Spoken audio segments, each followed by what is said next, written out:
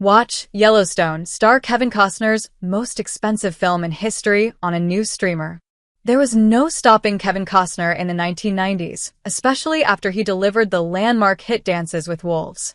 His big blank check project following that film's success was Waterworld, a post-apocalyptic action movie inspired by Frank Herbert's Dune series and George Miller's Mad Max films. At the time, Waterworld was the most expensive movie ever made, but it famously failed to break even at the box office. Fittingly for its title, however, it has since become profitable thanks to the theme park rides that it inspired.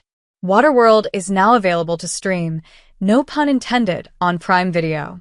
Directed by Kevin Reynolds, who previously worked with Costner on Robin Hood, Prince of Thieves, and would go on to direct his memorable miniseries Hatfields and McCoys, Waterworld was produced on a reported budget of $175 million.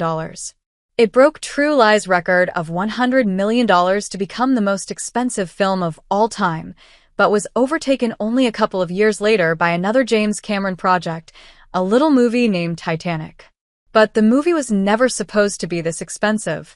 However, a famously troubled production that saw last-second rewrites by Joss Whedon, a musical score that was scrapped unceremoniously, and Costner having a near-death experience, resulted in the budget ballooning well past a reasonable level. Waterworld is an object of fascination for many. Waterworld's release was a huge deal in 1995, with several tie-ins being launched around the movie in order to boost its appeal. However, despite going on to earn an Oscar nomination, the critical response to the film was lukewarm.